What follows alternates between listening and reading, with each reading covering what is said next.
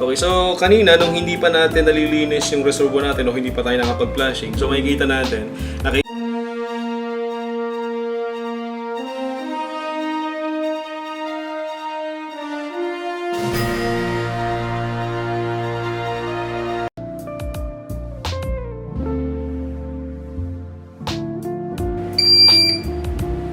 so ito yung pinaka-common problem ng PO cabinet. Okay. So kung mapapansin natin, tama naman yung level ng tubig niya, pero yung water level indicator niya nagbi-blink. So ibig sabihin niyan, hindi na sense ng board natin, okay, yung float valve sa loob ng reservoir. Okay, so pwedeng ang dahilan niyan is sira yung float valve natin, or pwede din naman na puno na siya ng oil or nag-accumulate yung oil dun sa float valve natin, kaya hindi ngayon na-sense ng board.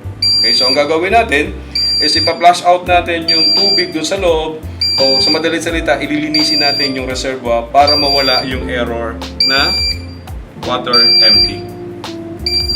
Okay, so sa pag-drain po ng water sa reservoir natin, so una po natin i-consider dapat po nakatanggal sa outlet yung ating plug, no? At ang padalawa po, making sure po natin na naka-turn off yung ating switch. Okay, so ang gagawin po natin, tatanggalin po natin yung cap ng drain natin. Okay, so pisilin lang po muna sa big portion na to, no? O either kung saan kayo komportable, pisilin nyo para hindi po lumabas yung tubig, then bago nyo po i-open. Pwede pong ganito. Okay, then saka nyo po i-open yung cap natin. Yan. Okay. Then pagkatapos po, iti-drain natin.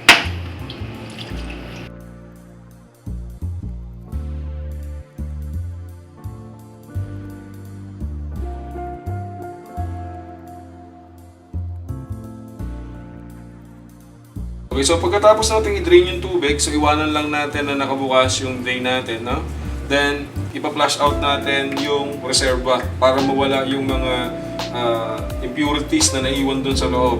Okay, so prepare tayo ng 4.5 liters ng tubig. Okay, so yung 4.5 liters ng tubig dapat dito warm water. Okay, para yung mantika mas mabilis matanggal. Okay, so ang gawin lang is idiretso lang natin yung tubig na ibuhos dun sa reservoir natin. So konting ingat kasi nandito yung controller natin, pwedeng mabasa, no? So slowly but surely yung pagbubuhos ng tubig. Ayan.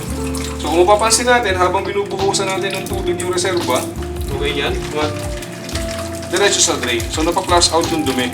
Ayan. So makikita natin yung dumi dun sa loob ng timba natin o dun sa bucket. So pagkatapos natin i-flushing, ang gawin natin, takpan natin yung drain. Okay. So pagtakip natin, ibalik natin siya dun sa lagay niya sa gilid, sa side. Okay. Okay. Then, prepare tayo ng recommended cleaning solution. Okay. Then, ibuhos natin sa loob ng reservoir.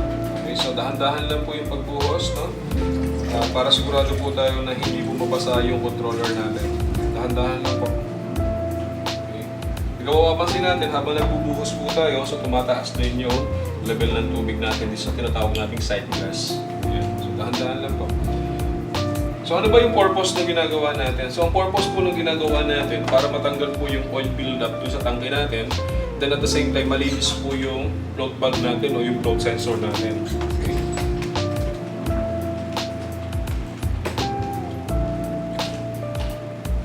So once na ilagay na po natin lahat yung recommended chemical, no? So ang gagawin po natin, i-stay po natin yung chemical doon sa loob ng reservoir natin for at least 5 minutes. So ganun po yung gagawin natin. Okay, so hintayin lang tayo ng 5 minuto, then after ng 5 minutes, i-drain natin yung chemical sa unit. So after po ng 5 minutes, i-drain na po natin yung tubig. So, i-bend po muna natin yung hose bago po natin tanggalin yung pinakang cap niya, no? Para hindi po matapon yung tubig. Ayan. Then, kuha po tayo ng timba or ng basin.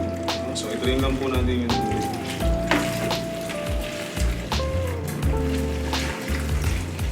So, yung tubig po natin, dapat po maligamgam yan, ha? Maligamgam po yung tubig natin.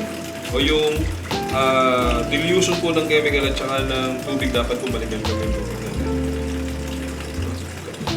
Okay, so pag na-drain na natin yung chemical, so ang gagawin natin, flush natin siya gamit yung warm water. No? So para totally mawala yung chemical na nilagay natin kanina.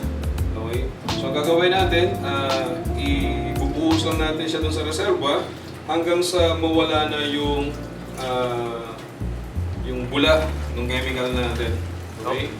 So after po nyan, maglalagay na po tayo ng tubig sa loob ng reserva natin para malaman po natin kung magpapangsyon ng maayos ang ating PAO cabinet. So exact amount po, 4.5 liters ng tubig. Okay, so kanina nung hindi pa natin nalilinis yung reservoir natin o hindi pa tayo nakapag-flushing, so makikita natin, naka-indicate yung water empty. Okay, so ibig sabihin, hindi na-detect ng controller natin yung level ng tubig sa loob ng tangke, which is kanina, nakita naman natin sa video na may laman siyang tubig. So after cleaning po, ngayon makikita natin, so wala na po siyang error. Okay, so ibig sabihin, ang problema po, yung water empty ay maduming reserva at madumi po yung load sensor natin. Okay? So, ang gagawin lang po natin, linisin lang po, i-flushing yung unit, i-flushing yung reserva, linisin po siya, sundin po yung process na ibibigay sa atin kung paano yung tamang way ng paglilinis para maiwasan po natin ang error na water empty. So, ngayon po, pwede nang gamitin ng unit